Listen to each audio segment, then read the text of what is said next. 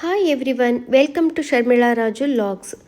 ಇವತ್ತಿನ ಲಾಗಲ್ಲಿ ನಾನು ಬ್ಲ್ಯಾಕ್ ಗ್ರೇಪ್ಸ್ ಜ್ಯೂಸು ಅಂದರೆ ಕಪ್ಪು ದ್ರಾಕ್ಷಿ ಜ್ಯೂಸು ಮತ್ತು ಒಗ್ಗರಣೆ ಮಜ್ಜಿಗೆ ಸಾರು ಎರಡು ಕೂಡ ಮಾಡ್ತಾಯಿದ್ದೀನಿ.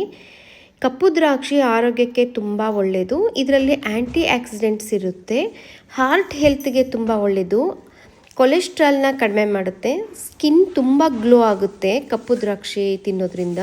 ಇದರಲ್ಲಿ ವಿಟಮಿನ್ ಸಿ ಇರುತ್ತೆ, ತುಂಬ ಅಂದರೆ ತುಂಬ ಒಳ್ಳೆಯದು ಆರೋಗ್ಯಕ್ಕೆ. ಇದು ಫಿಲ್ಟ್ರ್ ವಾಟರ್ ನೀರಲ್ಲಿ ನಾವು ದ್ರಾಕ್ಷಿ ತೊಳಿಬೇಕು. ಯಾವುದೇ ಹಣ್ಣನ್ನು ಕೂಡ ಫಿಲ್ಟ್ರ್ ವಾಟ್ರಲ್ಲಿ ತೊಳೆದ್ರೆ ಒಳ್ಳೆಯದು, ಯಾಕಂದರೆ ಅದನ್ನು ನಾವು ಹಾಗೆ ಹಸಿಯಾಗಿ ಕಟ್ ಮಾಡ್ಕೊಂಡು ತಿಂತೀವಲ್ವ. ಹಾಗಾಗಿ ಫಿಲ್ಟ್ರ್ ವಾಟರ್ ನೀರಿಗೆ ನಾನು ಉಪ್ಪನ್ನು ಹಾಕಿದ್ದೀನಿ. ಇದು ಗ್ರೇಪ್ಸ್ಗೆ ತುಂಬ ಕೆಮಿಕಲ್ ಔಷಧಿ ಹಾಕೋದ್ರಿಂದ ನಾವು ಚೆನ್ನಾಗಿ ತೊಳಿಬೇಕು. ಉಪ್ಪಲ್ಲಿ ಒಂದು 5 ನಿಮಿಷ ಹಾಕಿ ಫಿಲ್ಟ್ರ್ ವಾಟ್ರಲ್ಲಿ ಹಾಕಿ ಬಿಟ್ಟು ಮತ್ತು ಒಂದು 2-3 ಟೈಮು ಫಿಲ್ಟ್ರ್ ವಾಟ್ರಲ್ಲೇ ನೀಟಾಗಿ ತೊಳೆದ್ಬಿಟ್ಟು ಆಮೇಲೆ ಜ್ಯೂಸ್ ಮಾಡ್ಕೋಬೇಕು. ಎಲ್ಲ ತೊಳೆದಾಗಿದೆ. ಈಗ ಆ ನೀರನ್ನೆಲ್ಲ ಬಸ್ದಿದ್ದೀನಿ, 3 ಟೈಮ್ ತೊಳೆದಿದ್ದೀನಿ. ಉಪ್ಪಲ್ಲಿ ಒಂದು 5 ನಿಮಿಷ ಬಿಟ್ಟಿದ್ದೆ. ಇಷ್ಟು ದ್ರಾಕ್ಷಿ 4 ಜನಕ್ಕೆ ಆರಾಮಾಗೆ ಜ್ಯೂಸು. ಇಷ್ಟು ದ್ರಾಕ್ಷಿ ಮಾಡೋದ್ರಿಂದ 4 ಜನಕ್ಕೆ ಆರಾಮಾಗೆ ತುಂಬ ತಿಕ್ಕಾಗಿರೋ ಜ್ಯೂಸನ್ನ ನಾವು ಮಾಡ್ಬೋದು. ಸ್ವಲ್ಪ ಸಾಲ್ಟ್ ಹಾಕ್ತಾ ಇದ್ದೀನಿ. ಇದು ಸ್ವಲ್ಪ ಹುಳಿ ಇರೋ ಅಂಥ ಹಣ್ಣುಗಳಿಗೆಲ್ಲ ಸಾಲ್ಟ್ ಹಾಕೋದ್ರಿಂದ ರುಚಿ ತುಂಬ ಚೆನ್ನಾಗಿ ಬರುತ್ತೆ. ನಾನು ಫಸ್ಟಿಗೆ ಈಗ ಶುಗರ್ ಹಾಕಿಲ್ಲ. ನೀಟಾಗಿ ಎಲ್ಲ ಸೋಸಿದ ನಂತರ, ಅಂದರೆ ದ್ರಾಕ್ಷಿ ಜ್ಯೂಸ್ ನಾನು ಏನು ಮಿಕ್ಸಿ ಮಾಡಿದ್ದೀನಲ್ಲ, ಇದೆಲ್ಲ ಸೋಸಿದ ನಂತರ ಶುಗರ್ನ ಆ್ಯಡ್ ಮಾಡ್ತೀನಿ. ಶುಗರ್ನ ಕಡಿಮೆ ಹಾಕ್ಕೋಬೇಕು. ನಾನು ಒಂದು 5 ಸ್ಪೂನ್ ಹಾಕ್ಕೊಂಡಿದ್ದೀನಿ. ಶುಗರ್ ಜಾಸ್ತಿ ಹಾಕ್ಕೋಬಾರ್ದು.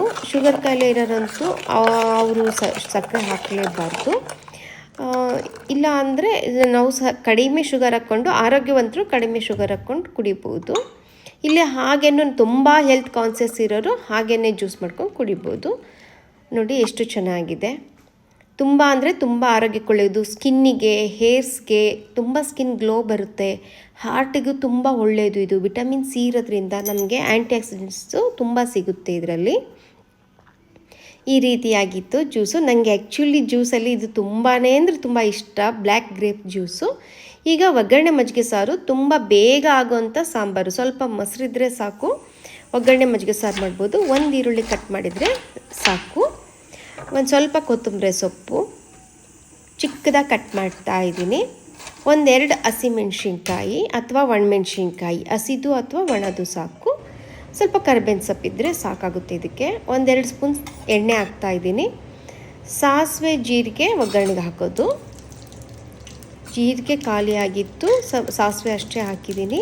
ಕರಿಬೇವಿನ ಸೊಪ್ಪು ಹಾಕಿದ್ದೀನಿ. ಈಗ ಹಸಿಮೆಣ್ಸಿನ್ಕಾಯಿ ಹಾಕ್ತಾಯಿದ್ದೀನಿ. ಹಸಿಮೆಣ್ಸಿನ್ಕಾಯಿ ಅಥವಾ ಒಣಮೆಣ್ಸಿನ್ಕಾಯಿ ಯಾವುದಾದ್ರೂ ಹಾಕ್ಬೋದು. 1 ಈರುಳ್ಳಿ ಕಟ್ ಮಾಡಿರೋದು ಹಾಕ್ತಾಯಿದ್ದೀನಿ ಮತ್ತು ಕೊತ್ತಂಬರಿ ಸೊಪ್ಪು ಹಾಕ್ತಾಯಿದ್ದೀನಿ. ಇಷ್ಟು ಇದಕ್ಕೆ ಇಂಗ್ರೀಡಿಯೆಂಟ್ಸ್ ಅಷ್ಟೇ. ಸ್ವಲ್ಪ ಅರಿಶಿನದ ಪುಡಿ ಹಾಕ್ತಾಯಿದ್ದೀನಿ, ಅಂದರೆ ಕಲರ್ ಹಳದಿ ಬರುತ್ತೆ, ಮಜ್ಜಿಗೆ ಸಾರು ತುಂಬ ಚೆನ್ನಾಗಿ ಕಾಣುತ್ತೆ. ಸ್ವಲ್ಪ ಸಾಂಬಾರು ಪುಡಿ ಹಾಕ್ತಿದ್ದೀನಿ, ಅಂದರೆ ಮಜ್ಜಿಗೆ ಸಾರು ಸ್ವಲ್ಪ ತಿಕ್ಕಾಗಿ ಬರುತ್ತೆ ಅಂತ ಸ್ವಲ್ಪ ಸಾಂಬಾರು ಪುಡಿ ಹಾಕ್ತಾಯಿದ್ದೀನಿ.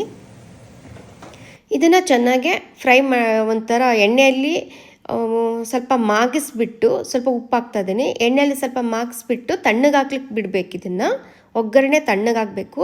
ಈ ಬಿಸಿ ಒಗ್ಗರಣೆ ಎಲ್ಲ ನಾವು ಹಾಕಬಾರ್ದು. ಮೊಸರು ಮನೆಯಲ್ಲಿ ಎಪ್ಪಾಕಿರೋ ಮೊಸರು ಇದು. ಗ್ರೀನ್ ನಂದಿನಿ ಪ್ಯಾಕೆಟ್ ತಗೊಂಡು ಎಪ್ಪಾಕಿರೋದು ಇದು. ಗ್ರೀನ್ ನಂದಿನಿ ಪ್ಯಾಕೆಟ್ ಹಾಲಿಗೆ ತುಂಬ ಚೆನ್ನಾಗಿ ಹಾಲು ಎಪ್ಪಾಗುತ್ತೆ. ಇದು ಒಂದು ಉದ್ದಂಗ ಕಪ್ಪಲ್ಲಿ 1/4 ಕಪ್ ಇರ್ಬೋದು ಮೊಸರಿದು. ಇದನ್ನು ಸ್ವಲ್ಪ ನೀರು ಹಾಕಿ ಕಡಿದ್ಕೊಳ್ತೀನಿ. ಅಂದರೆ ನಮ್ಮ 4 ಜನಕ್ಕೆ ಸಾಂಬಾರು 1 ಟೈಮಿಗೆ ಎಷ್ಟು ಸಾಕಾಗುತ್ತೆ ನೋಡ್ಕೊಂಡ್ಬಿಟ್ಟು ಅಷ್ಟು ನೀರು ಹಾಕ್ಕೋಬೇಕಷ್ಟೇ. ತುಂಬ ತೆಳುವಾಗಂತೂ ಮಾಡ್ಕೋಬಾರ್ದು. ತಿಕ್ಕಾಗಿದ್ದಷ್ಟು ಟೇಸ್ಟ್ ಚೆನ್ನಾಗಿ ಬರುತ್ತೆ. ಇದು ಸ್ವಲ್ಪ ಸಾಲ್ಟ್ ಹಾಕ್ಬಿಟ್ಟು ಈ ಥರ ಕಡ್ಗೋಲಿಂದ ಕಡ್ಕೋಬೇಕು. ಒಂದು ಸ್ವಲ್ಪ ಕಡ್ಕೋಬೇಕು. ಇದು ಈಗ ಇನ್ನೂ ಬಿಸಿ ಇದೆ ನೋಡಿ. ಇದು ತಣ್ಣಗಾದ್ಮೇಲೆ ನಾವು ಆ ಕಡ್ದಿರೋ ಮಜ್ಜಿಗೆನ ಇದಕ್ಕೆ ಹಾಕಿದರೆ ಬಿಸಿ ಅನ್ನದ ಜೊತೆ, ಮುದ್ದೆಗೆಲ್ಲ ಊಟ ಮಾಡೋಕ್ಕೆ ಬರಲ್ಲ ಇದು. ಬಿಸಿ ಅನ್ನ, ತುಪ್ಪ, ಗಸೆಪ್ಪು ಹಾಕ್ಕೊಂಡ್ಬಿಟ್ಟು ಈ ಸಾಂಬಾರನ್ನ ಹಾಕ್ಕೊಂಡು ಊಟ ಮಾಡ್ತಾಯಿದ್ರೆ ತುಂಬ ರುಚಿ ಅನಿಸುತ್ತೆ. ಈ ಚಳಿಗಾಲದಿಂದಲ್ಲಿ, ಮಳೆಗಾಲದಿಂದಲ್ಲಿ, ಬೇಸಿಗೆಕಾಲದಲ್ಲಿ ಎಲ್ಲ ಟೈಮಲ್ಲಿ ಯಾವಾಗಾದರೂ 1 ಟೈಮಿಗೆ ಸಾಂಬಾರು ಮಾಡಬೇಕಂದ್ರೆ ಇದನ್ನು ಮಾಡ್ಕೊಂಡು ತಿನ್ಬೋದು. ತುಂಬ ಬೇಗನೆ ಆಗುತ್ತೆ, ತುಂಬ ಟೇಸ್ಟಿಯಾಗಿರುತ್ತೆ. ಶೀತ ಇರೋರಿಗೆ, ಮೈಗ್ರೇನ್ ಇರೋರಿಗೆ, ಸ್ವಲ್ಪ ಮೈಗ್ರೇನು ಅದೆಲ್ಲ ಸ್ವಲ್ಪ ಜಾಸ್ತಿ ಅನಿಸ್ಬಿಡುತ್ತೆ ಈ ಮೊಸರು ಮಜ್ಜಿಗೆ ಉಣ್ಣೋದ್ರಿಂದ. ಅದರ್ವೈಸ್ ಆರೋಗ್ಯವಂತ ಇರೋರಿಗೆ ತುಂಬ ಚೆನ್ನಾಗಿರುತ್ತೆ ಟೇಸ್ಟ್ ಇದು. ಸ್ವಲ್ಪ ತುಪ್ಪ, ಗಸೆಪ್ಪು, ಇದು ತುಪ್ಪ ಮಾಡುವಾಗ ಗಸೆಪ್ಪು ಅಂತ ಬರುತ್ತೆ, ಅದು ಗಸೆಪ್ಪು ಹಾಕ್ತಾಯಿದ್ದೀನಿ ಅನ್ನಕ್ಕೆ. ತುಂಬ ಚೆನ್ನಾಗಿರುತ್ತೆ ಒನ್ ಟೈಮಿಗಿದು ನೈಟು ಅಥವಾ ಬೇಗ ಬೇಗ ಮಾಡಬೇಕು ಅಂದರೆ.